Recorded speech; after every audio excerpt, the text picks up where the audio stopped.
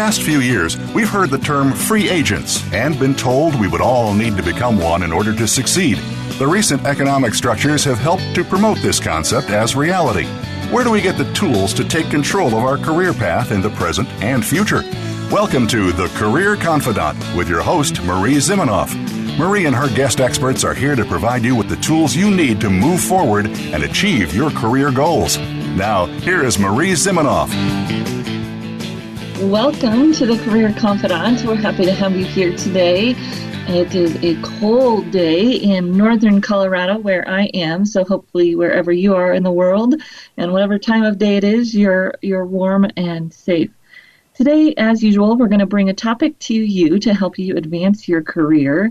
And excited today to have our guest, Craig Crownover.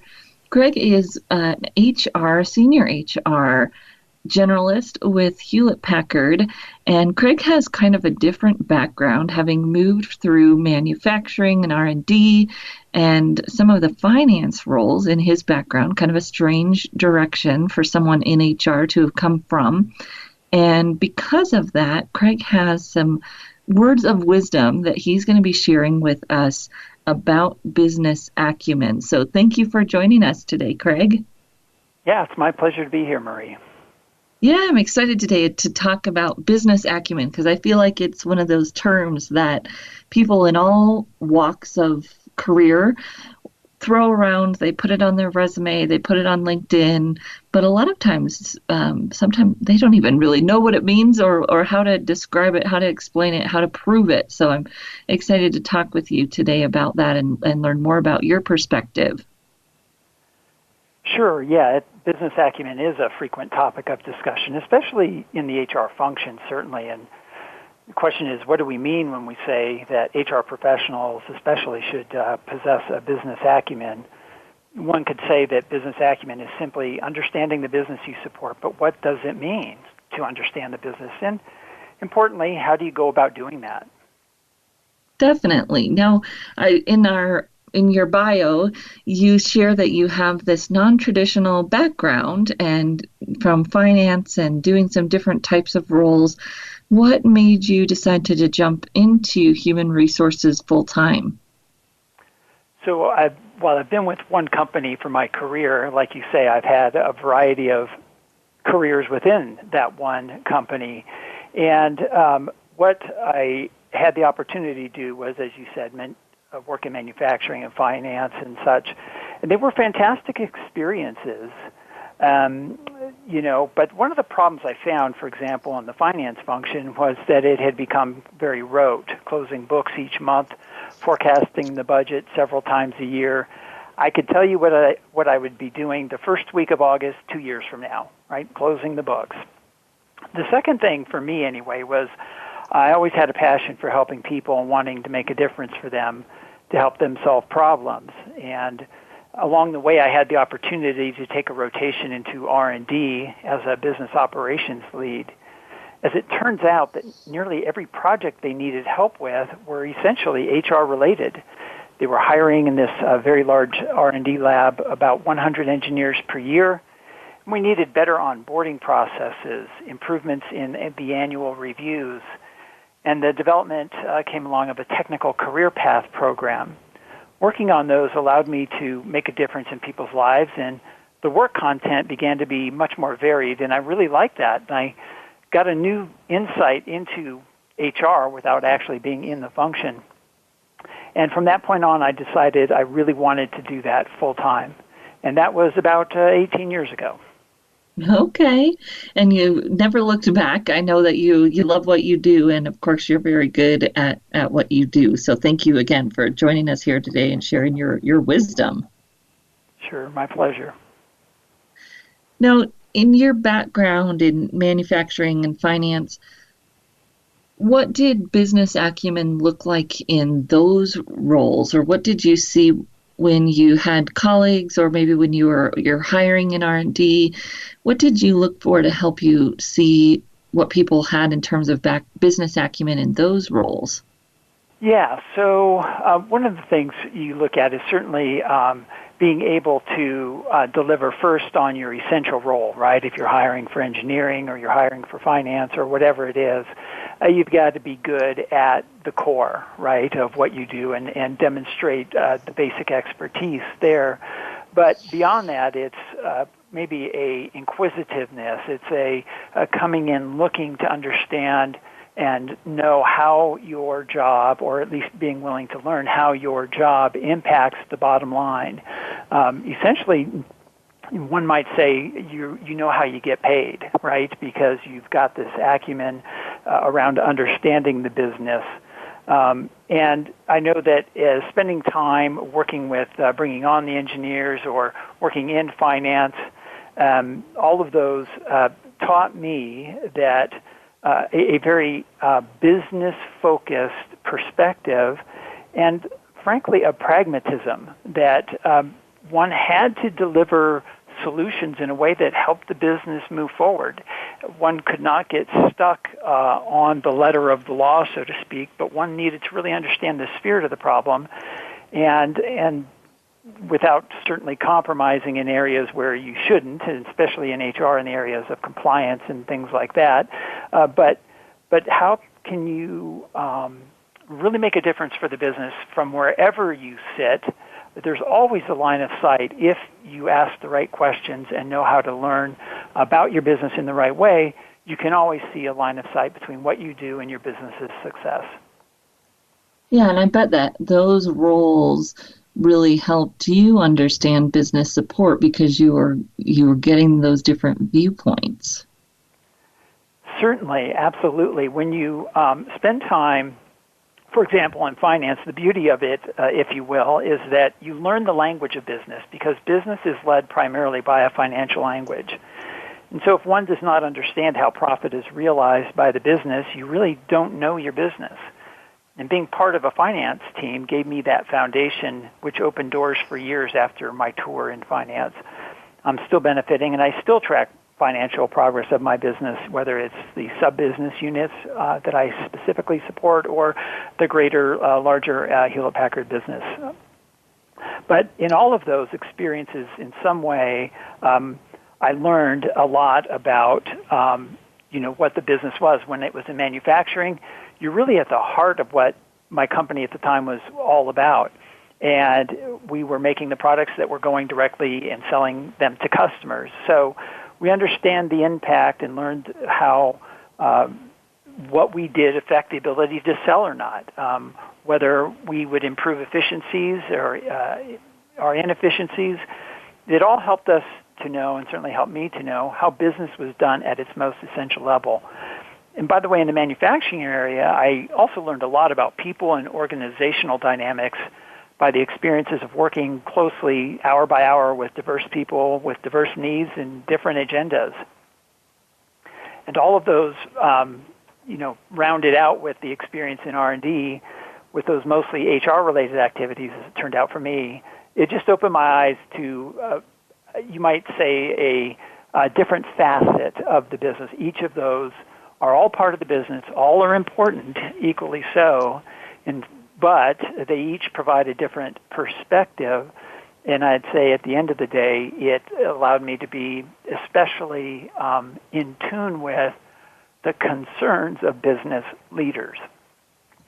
And that is, from what I'm gathering here, it's kind of getting outside of yourself no matter what area you work in and understanding how you're contributing to the overall business goal, which I think sometimes is challenging for us, especially when we're at the beginning of our career, to kind of pick our head up and look around and not get too caught up in just performing, as you said, our essential function, but to also be able to look around and see how we're impacting the whole.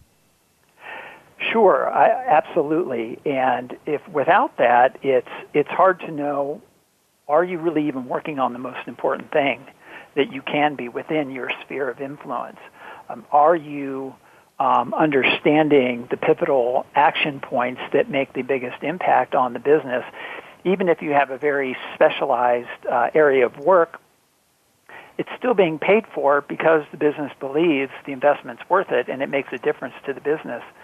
Sometimes getting there and that understanding requires asking questions of your manager, your business leaders, and others outside your own functional area, in fact. And spending time with folks like that is a fantastic way to really build your business acumen.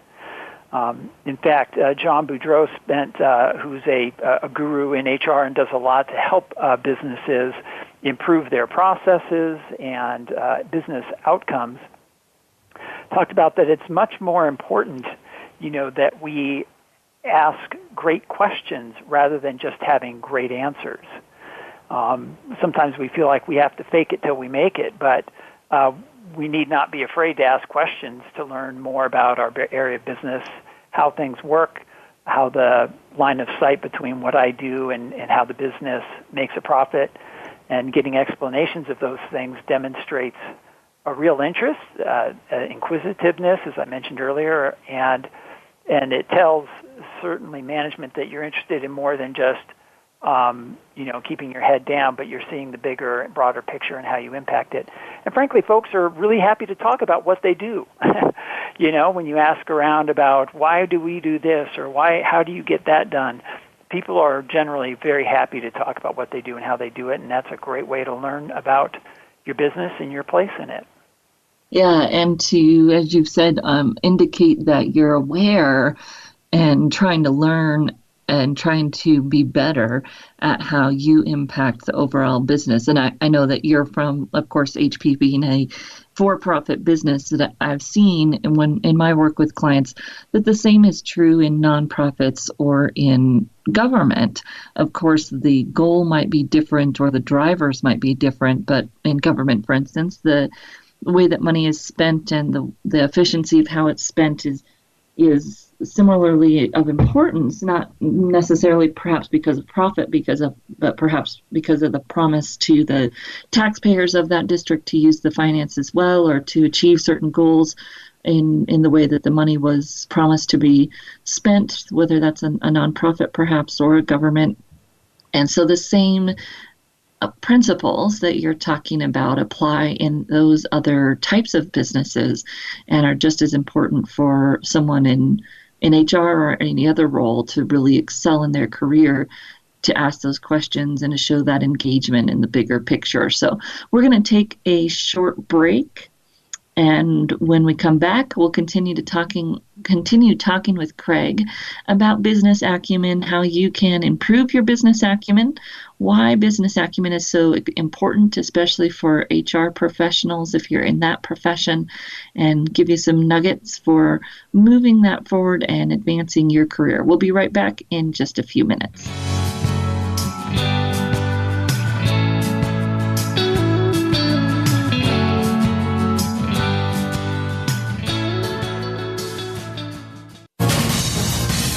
Voice America Business Network, the bottom line in business. You know that the career landscape has changed and that you need to be proactive about managing your career. You can have the foresight, skills, and confidence you need to take charge of your career and seize opportunities. A strategic advantage and career expert, Marie Zimenoff has helped thousands of leaders like you get focused, get found, and get hired.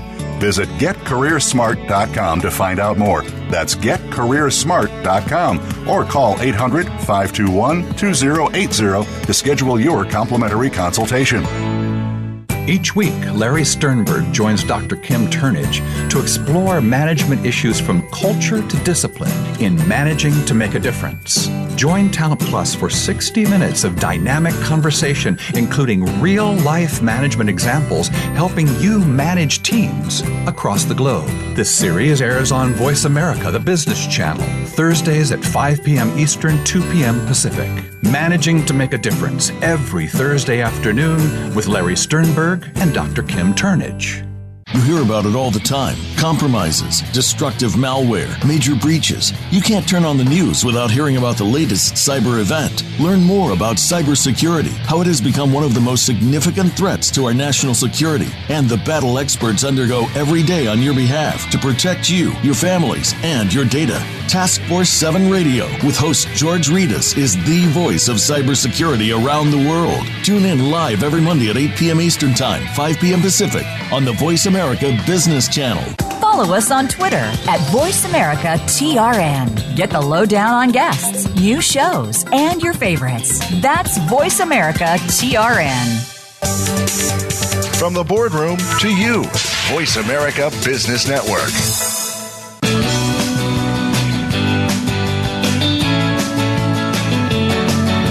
You are tuned in to The Career Confidant with Marie Zimenoff. If you have a question or comment for Marie or her guest today, please call 1-866-472-5790. That's 1-866-472-5790. You may also send an email to marie@astrategicadvantage.com. Now, back to The Career Confidant.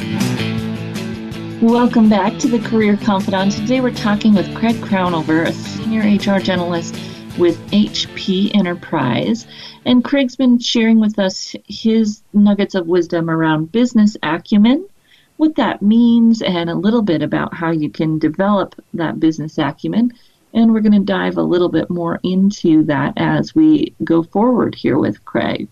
So, Craig, we've talked a little bit about what business acumen is and how you were able to gain some of that, which hopefully gave people a few pearls of wisdom of how they can do so themselves, and we'll dive more into that. But as an HR professional, what have you seen in terms of how business acumen has enhanced your career? Why is business acumen so important in the HR profession?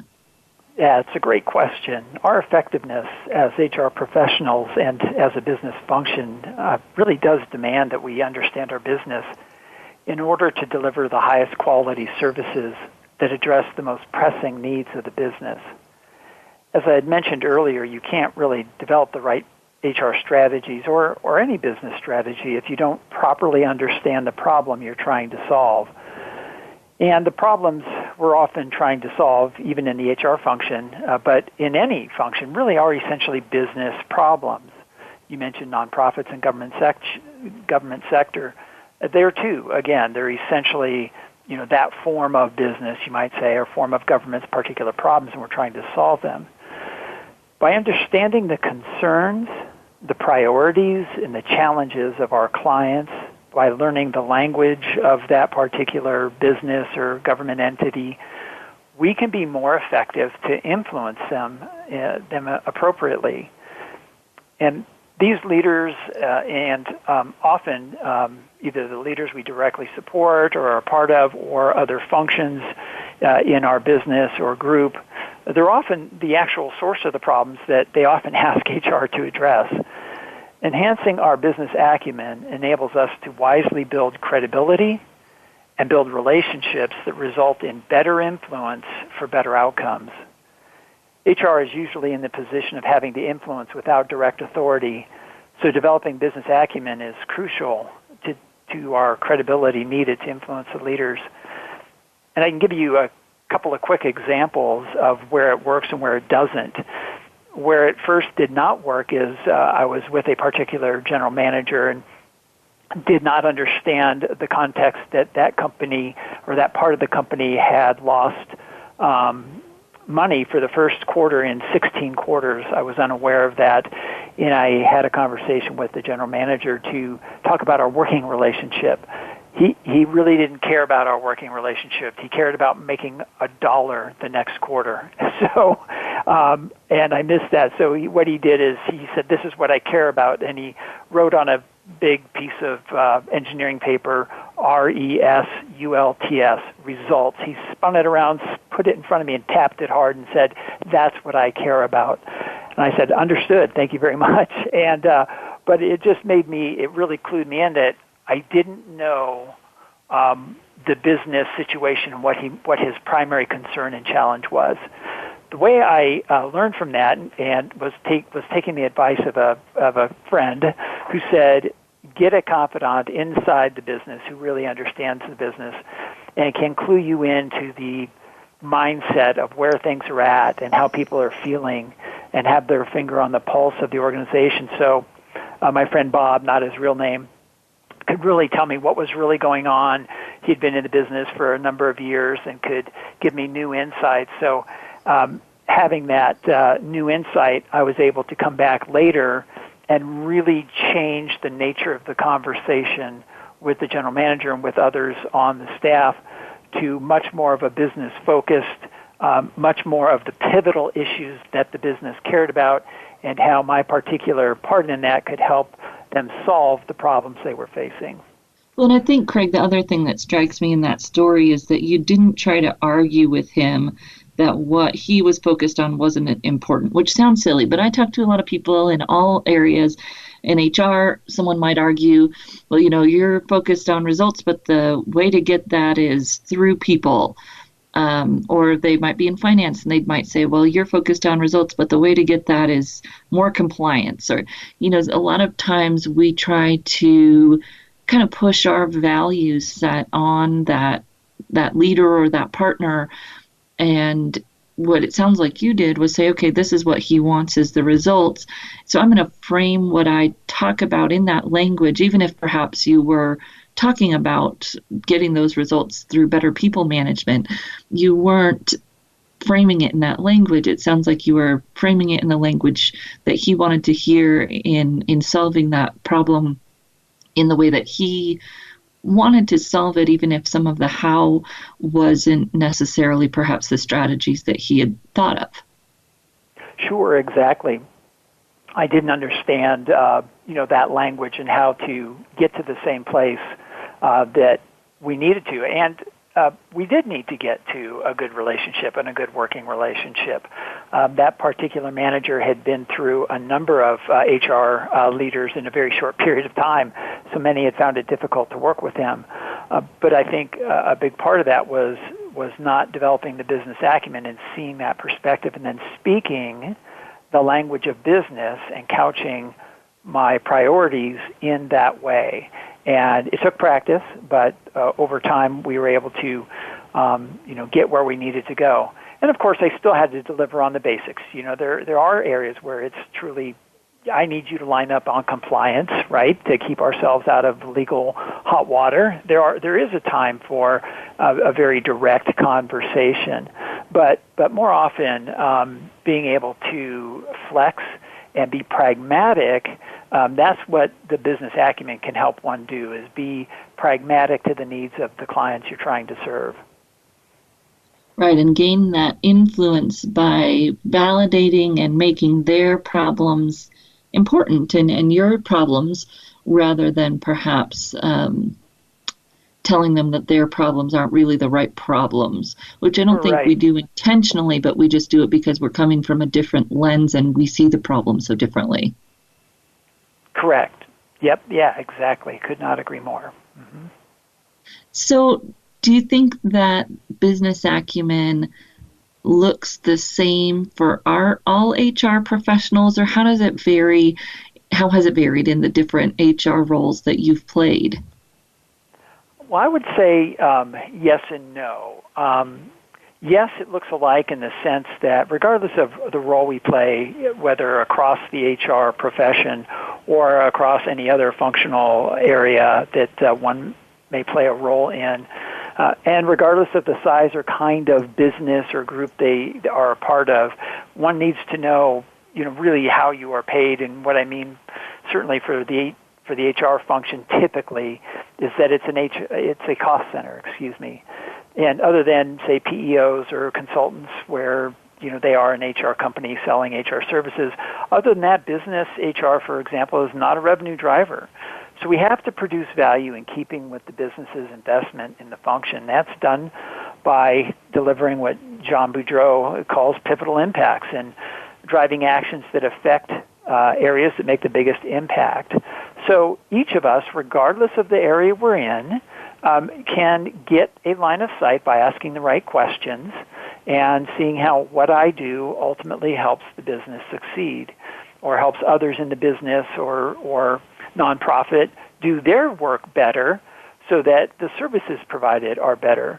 But on the no part of my answer, in meaning that no, not everything looks alike, is that, for example, if you're in a medium or large company, there's often more specialization with different players in compensation, benefits, business HR, et cetera. Your clients may vary. Your knowledge of their priorities and concerns may be different.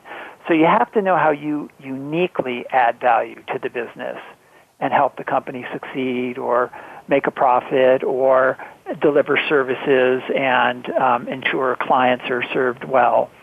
So how you help your particular clients is enhanced by your knowledge and understanding of their issues. So it's sort of one of those, yes and no questions. There's a sense that everybody should have some business acumen, but the nature of that and the way it looks for you in your particular role may vary.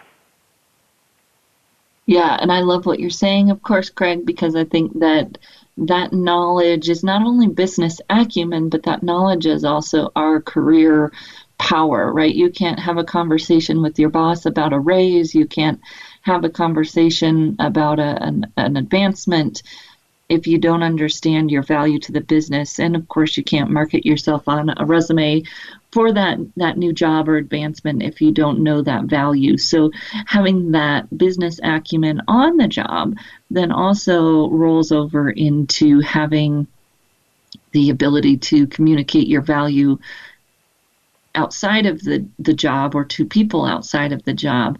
And there's a lot of power in that, both for our business and our job and our influence over those that we work with every day, but also for our own career and to be able to communicate our value to the business when we need to for our own interest, for our own career interest. So that is it's a tool or a skill that everyone can work on. I think we all can work on our ability to do that, which we'll talk about when we come back for break. And then it's something also that will help each and every one of us, no matter what role we're in, no matter what level we're at, our ability to understand our value, our unique value, as well as the value of our role, and also to communicate it that's going to be a key to our success in that role and our success moving forward in our career. So when we come back from our break, we're going to dive into more specifics. Some of them we've already kind of talked about, but we're going to dive into some specifics around how you can grow your business acumen. And what does that mean, and how can you take some actions every day at work to have better business acumen and to understand your value more. So we'll take a short break and be back in just a few minutes.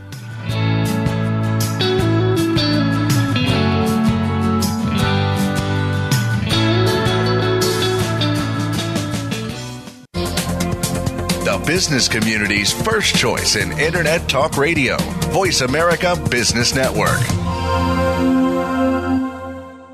You know that the career landscape has changed and that you need to be proactive about managing your career. You can have the foresight, skills, and confidence you need to take charge of your career and seize opportunities. A strategic advantage and career expert, Marie Zimenoff has helped thousands of leaders like you get focused, get found, and get hired. Visit getcareersmart.com to find out more. That's getcareersmart.com or call 800-521-2080 to schedule your complimentary consultation. Today we live in a truly global environment. Business can more easily be conducted now in almost any part of the world. How do you, as a business owner or professional, navigate the ever-changing business landscape? Tune in to Leadership Beyond Borders with host Kimberly J. Lewis. With a worldwide resource of guests, you'll find out what opportunities and challenges surround diverse and virtual organizations. Listen live every Tuesday at 3 p.m. U.S. Pacific Time on the Voice America Business Channel. In this fast-paced, technologically driven world of business, the stress can be crushing. It's exhausting business leaders and burning out good employees. business. It is not enough to work from the top down. We must now learn to work from the inside out. Listen to Innovative Mindful Solutions with Terry Galler. We will discuss ways to transform roadblocking emotions using mindful-based tools you can incorporate into your business and your life right now. Don't stress. Tune in every Monday at 4 p.m. Pacific Time, 7 p.m. Eastern Time on the Voice America Business Channel.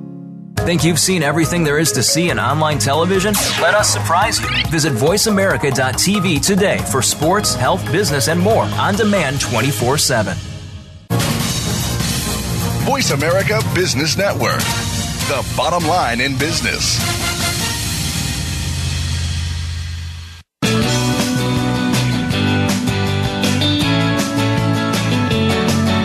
You are tuned in to The Career Confidant with Marie Zimenoff. If you have a question or comment for Marie or her guest today, please call 1-866-472-5790. That's 1-866-472-5790. You may also send an email to marie@astrategicadvantage.com. Now, back to The Career Confidant.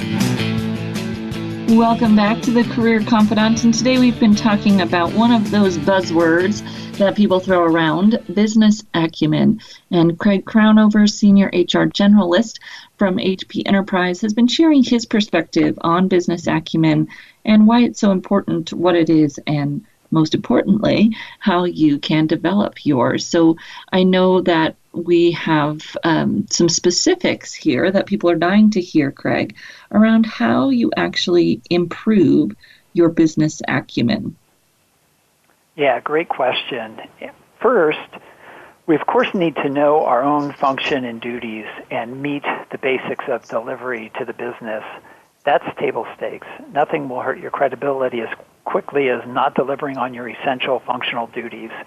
So let's deliver what we own. That's number one. And it keeps people open to your questions, your opinions, your influence, all of that. So that's the starting point.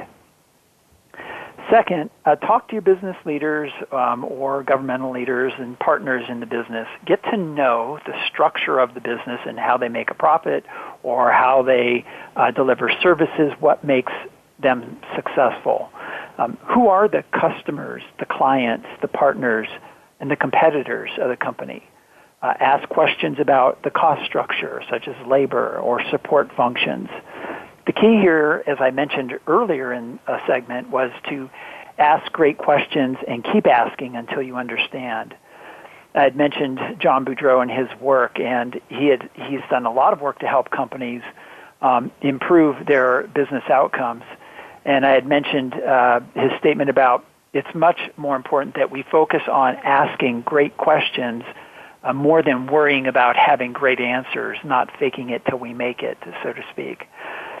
So we spend more time asking questions to define the problems and the concerns of clients so we can recommend better solutions. Besides, as I mentioned, people love talking about what they do. As an example of this, John had shared some work he did with a company that wanted to improve customer satisfaction. So for the HR function, their strategy after they thought about it was they wanted to improve call center support by delivering best-in-class training, and that became their strategy. Improve call center support by delivering best-in-class training. However, the customer satisfaction scores did not improve after the training. Upon further examination, the actual pivotal issues that drove customer dissatisfaction were product failures, the speed of repair, and understanding why the product failed. The call center folks could not address these pivotal issues, so John helped the company with asking further questions, like, what does better service mean? What call center worker performance actually affects outcomes? Do any other processes have a big impact on the service outcomes? What they learned was the repair technicians in the home made the biggest impact on customer satisfaction.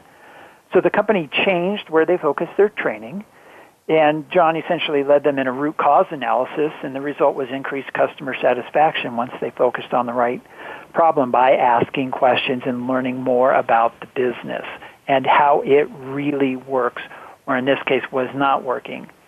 So asking great questions is a critical part of enhancing your business acumen. Well, I think that we put some... Oh, yeah. So I think that sometimes we put barriers around that or we don't know how to do that. And just another quick story. I think I've told this story on the show before, but my husband is an engineer and their company has, they call them all member meetings on at least a quarterly basis. And everyone's invited to the all member meeting. The president of the business or someone directly reporting to the president gives an update and everybody can ask questions. Well, most of the time people don't, right? They're losing out on this opportunity, as you're saying, to ask great questions. My husband and sometimes he is outspoken. He's an East Coaster in a Midwestern run company, but he always asks questions. And I don't know how he does it, probably by some of the other tips you're going to give here, but he always asks fairly good, intelligent questions, sometimes that maybe pry a little bit, but they're always good questions about, as you said, the cost structure or the customer or the business strategy. And I think that helps him understand the business. It also helps him stand out from the crowd a little bit because he's actually asking these questions. He's engaged in what the business is doing. He's thinking about how his role can play into achieving the goals that they're talking about at these all-member meetings. And, although sometimes I might cringe when he comes home and says, oh, I asked this question today in the all-member meeting, I know that because of what you're saying, it's actually a good thing. And in your company, you who are listening, think about those opportunities that you have to ask those questions and perhaps what's appropriate in those settings, but how can you be a little bit more vocal and ask some of these questions so that you improve your business acumen and have the opportunity to show the business leaders that you're doing that. Sure. And usually those meetings are pre-scheduled, right? And so you have a moment, you have some time to think ahead what you might want to be asking. And so that's a very good way to do that. I like that story as well. It's a great venue. Usually they come up repeatedly, so you have multiple opportunities to ask those kind of questions. And I think it depends on the stance you come from. When it's coming from a stance of really wanting to understand, really wanting to learn because you have a passion for what you do and you really want to see the business or group succeed, then the tone and stance you bring is going to be well received, certainly, as a general rule.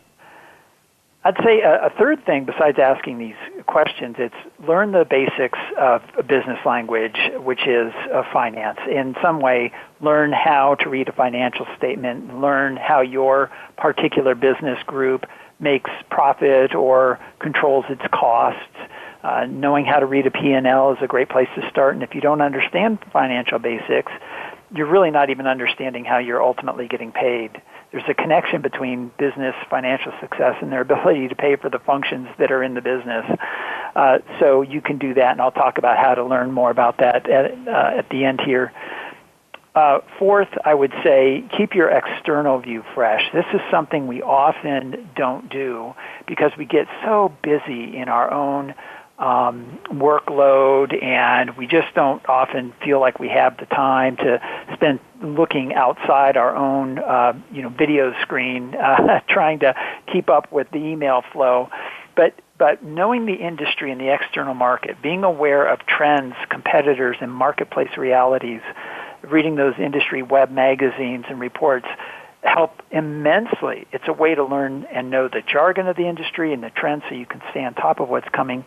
And it's going to give you better questions, as we talked about before. You're going to be able to be more proactive in the solutions you bring to your particular area of expertise because you know where the challenges are and you can see ahead of what's coming. And fifth, I'd say be connected to professional groups. That's part of that external focus that I mentioned.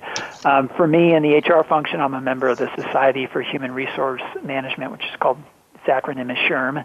It's a great resource. There are many others as well. Building business acumen is often available by being a part of local associations.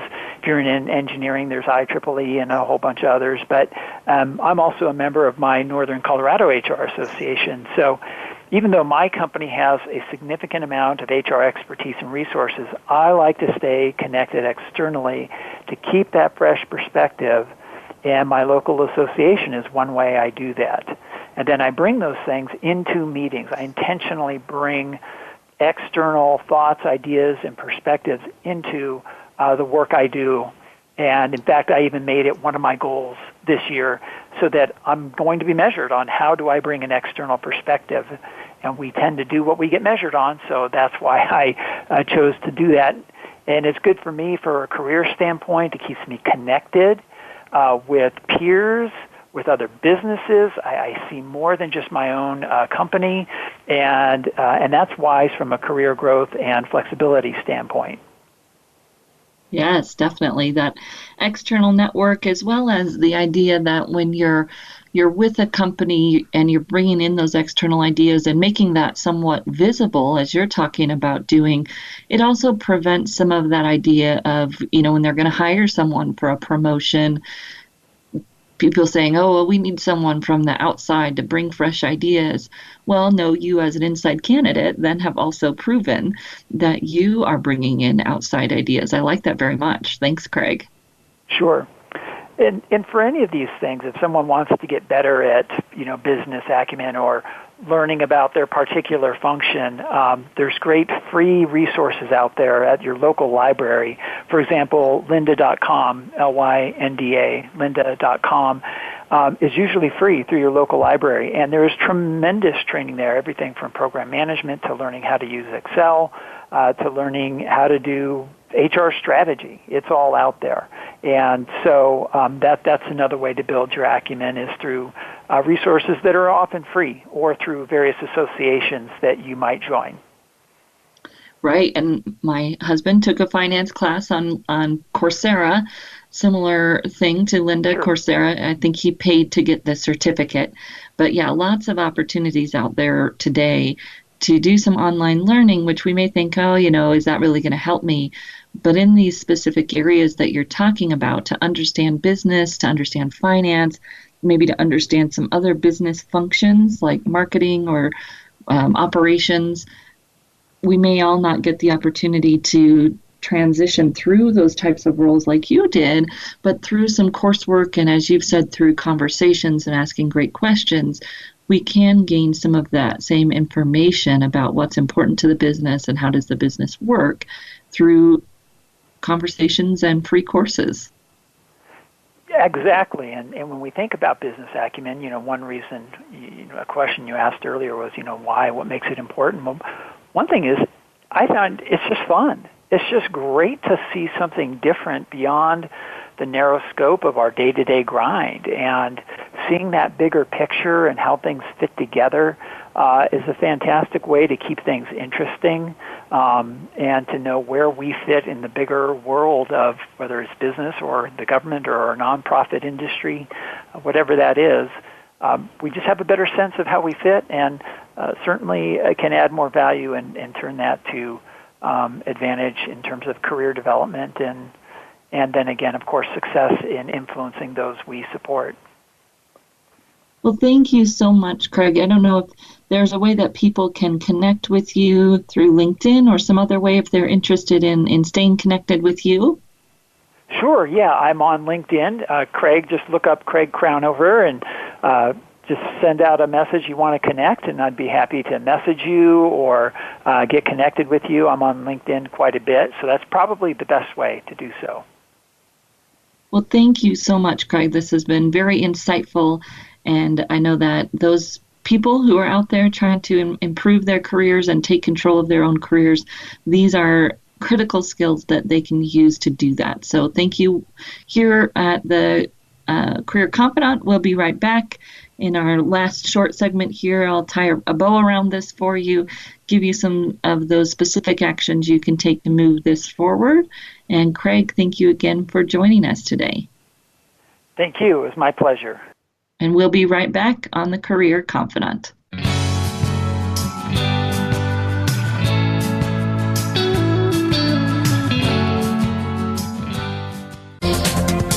The business community's first choice in Internet Talk Radio. Voice America Business Network. You know that the career landscape has changed and that you need to be proactive about managing your career. You can have the foresight, skills, and confidence you need to take charge of your career and seize opportunities. A strategic advantage and career expert, Marie Zimenoff has helped thousands of leaders like you get focused, get found, and get hired. Visit getcareersmart.com to find out more. That's getcareersmart.com or call 800-521-2080 to schedule your complimentary consultation. We hear it and read about it every day in the news. America is heading over a fiscal cliff. Home prices are still receding and unemployment growing. How can you preserve and increase your wealth in this kind of economy? Tune in to Turning Hard Times into Good Times with host Jay Taylor. Jay will explain the decline of our monetary system and the economy and will give you winning investment ideas and the tools to protect and increase your wealth. Turning Hard Times into Good Times with Jay Taylor can be heard Tuesdays at 3 p.m. Eastern Time, 12 noon Pacific Time on the Voice America Business Channel. Many industries have been revolutionized by technology in the last decade. Books, music, TV, communications, and now it's happening to our money and the way we pay. Tune in to Breaking Banks with Brett King for a look at how technology and customer behavior will bring about more changes in banking in the next 10 years than in the last 200 years. Listen every Thursday at 3 p.m. Eastern Time, noon Pacific on Voice America Business Channel or on AM 1160 The Voice. You'll never look at your bank account the same again. Become our friend on Facebook. Post your thoughts about our shows and network on our timeline. Visit facebook.com/Voice America. When it comes to business, you'll find the experts here. Voice America Business Network.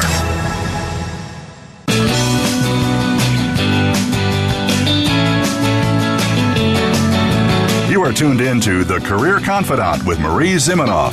If you have a question or comment for Marie or her guest today, please call 1-866-472-5790. That's 1-866-472-5790. You may also send an email to marie@astrategicadvantage.com. Now, back to The Career Confidant.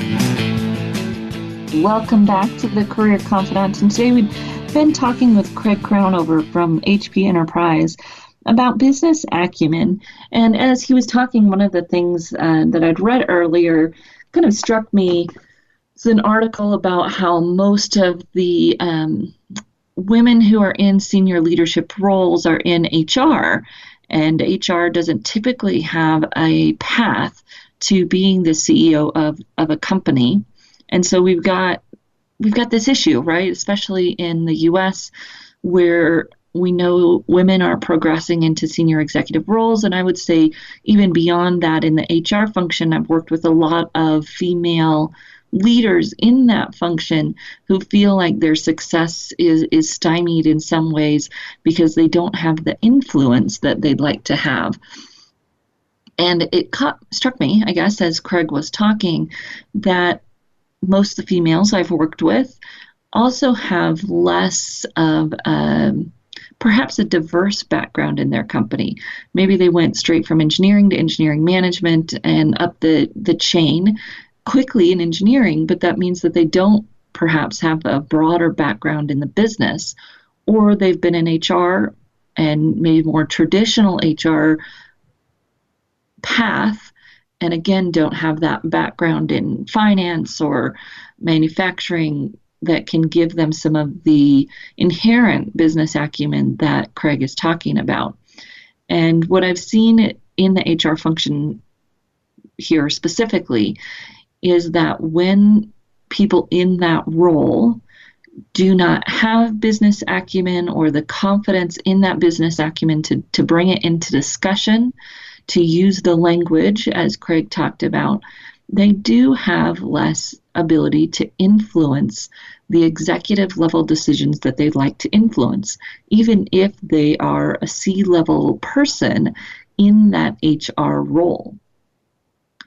So this touches people's career from the very beginning to the very top. And perhaps because of career trajectories or the way things seem to happen in certain career roles for women, we as women need to work even harder to make sure that we are building this business acumen in and using the 5 tips that Craig shared, so that when we get to those roles, we can have the influence we want to have. True for everyone. I think that maybe there's less opportunity in some companies, some roles, to get that business acumen through rotation, which is kind of what I saw Craig did, right? And some companies have that great rotation program, and people get to go through and be in those different positions and learn business acumen by fire, by direct experience. But if that's not your company, or if that hasn't been your background, and you want to have more influence where you are, and you want to have more influence as you grow, these are some great tips for you to pay attention to. And I'm going to just recap them here for a second. To be a star where you are, or as Craig said, deliver on those critical functions that you need to deliver on. While you're doing that, don't bury your head. Pick up, go to the big meetings, go to those opportunities, seek out opportunities to ask questions of the business. Ask questions of people in other areas of the business. Work across the business. This is the benefit of leadership programs within companies. I'm involved with a leadership program of a municipality, and this is one of the best things that people can get out of the program, in that leadership program, if they take the opportunity to do it, is to make relationships with and ask questions of leaders in other areas of the government, or in other areas of the organization, in other areas of the business. Those relationships and the knowledge you can gain from them, and frankly, the relationships in and of themselves, are what give you the influence that you need to make a difference in your area, to do your job well, and then also to have the business acumen that you need to move across the organization or have impact across the organization as appropriate. Learn that language of business, which is finance. Don't shy away from it. Don't villainize it. Sometimes people will say, oh, that business is just out for profit, and that's a horrible thing. Well, if they don't make a profit, they can't pay you. And if the government isn't paying attention to finance, they're not being wise stewards of money. If the nonprofit's not paying attention to finance, they can't make sure the most dollars possible are spent offering services. No matter what type of business you're in, finance is important, not just in and of itself and as a means of its own, but to achieve what you want to achieve in the business. And when we villainize finance, when we villainize profits or efficiencies or whatever it might be that you hear people doing, or perhaps catch yourself doing every once in a while, it's hurting your career to do that. Realize what the profit in your business brings, your paycheck, and those types of things. If you really feel like your business is focused on profit and not in a good way, then it may be time to change businesses. But in every business, financial management is important to achieve the business goals. Hopefully that's serving some kind of customer or creating some kind of product that changes people's lives. We've got to follow the dots there and find that purpose, and then be able to understand that language so that we can share how we contribute to that goal. Get that external awareness. This offers us the opportunity to not only be a better professional, but in a lot of ways to get out of that daily grind that we might be so tired of. I had a client a long time ago who said she worked at Xerox back in the day when copiers and printers and that was all booming and being innovative. And she said she looked around her one day and realized that the people in her office, in her department, were much more worried about competing against the person next to them, beating that person or being better than that person in the desk next to them, than in innovating so that the company was beating the company that they were competing against, or delivering the innovation they wanted to help the customer.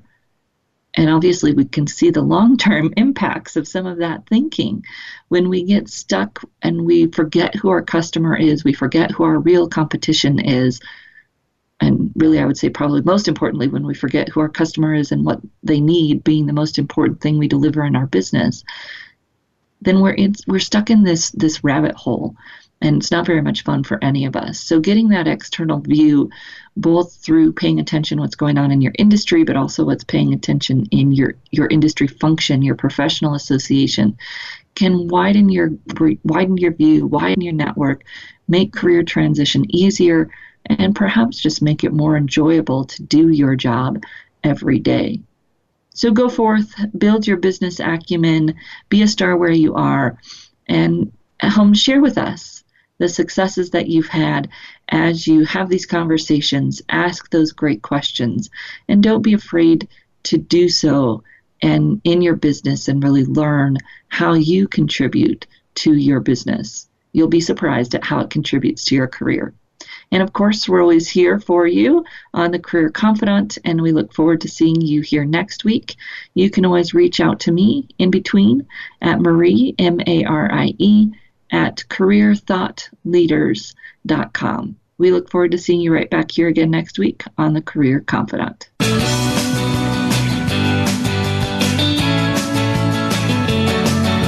Thank you for listening to The Career Confidant. Marie Zimenoff will return again with another terrific guest next Monday at 6 p.m. Eastern Time, 3 p.m. Pacific on the Voice America Business Channel. Be sure to join us then.